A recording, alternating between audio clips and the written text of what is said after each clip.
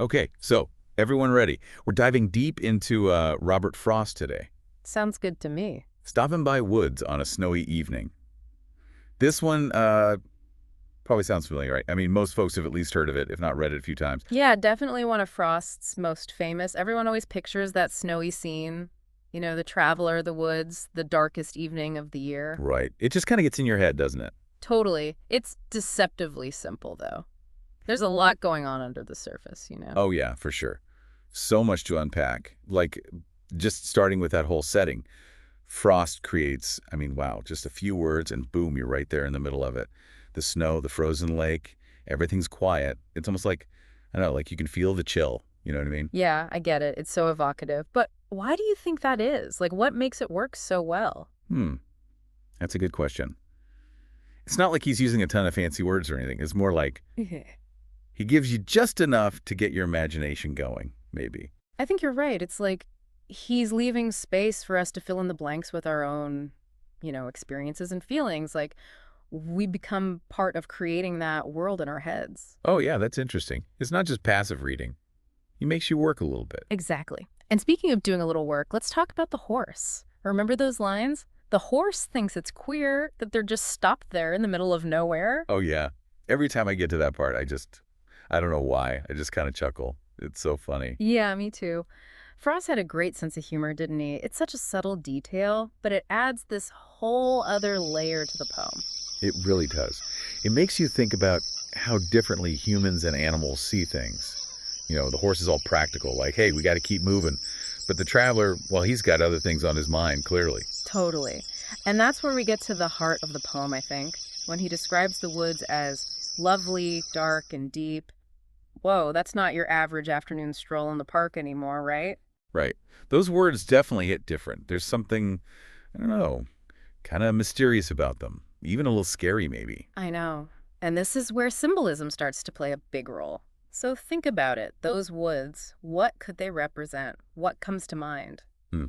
Well, I mean, could they be like a symbol for his own mind, like the deep hidden parts of himself? I mean, lovely, dark, and deep. That could describe someone's inner world too, right? Absolutely. You're totally on the right track. Like maybe the woods are that unconscious part of us that we don't always want to face, all our secrets and desires and stuff. Whoa, okay. I can see that. So then he's tempted to just dive in there to get lost in those woods. Right. Or think about it this way. Maybe the woods represent those pressures we all feel, Society's expectations, the things we're supposed to do, all that. The traveler is drawn to the peace of the woods, but he also knows he can't stay there forever. Oh, man. Yeah. He's got those promises to keep. You know, it's funny how those lines have become so famous. Like, people quote them all the time, right? It's almost a motto for when things get tough. I know. It's amazing how a few simple words can have such an impact. But, why do you think Frost repeats those lines?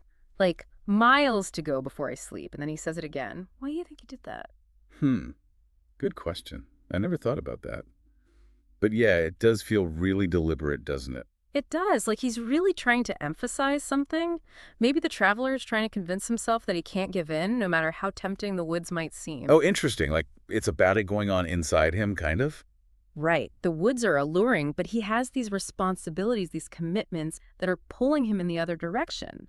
Those promises, they represent all that stuff, all the things that keep him moving forward, even when he'd rather just stop. Wow. I never thought of it that way.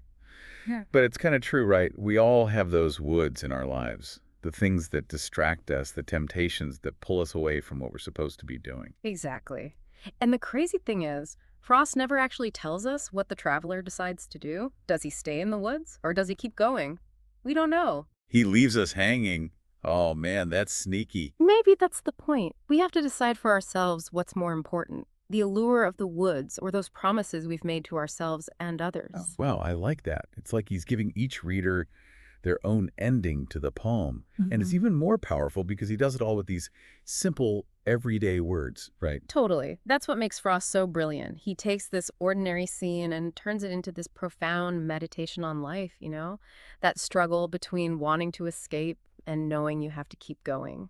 It's kind of amazing that a poem written so long ago can still speak to us today, isn't it? Like we're all still dealing with that same stuff, all those distractions and obligations. Exactly. We all have our own woods we're tempted to stop by and our own promises that keep us on our path. So next time you're feeling pulled in different directions, maybe think of Frost's Traveler and ask yourself, which way will you go? That's a good takeaway, for sure. And hey, it just goes to show, even a poem we think we know can still surprise us if we really take the time to think about it. So thanks for joining us on this deep dive, everybody. We'll catch you on the next one.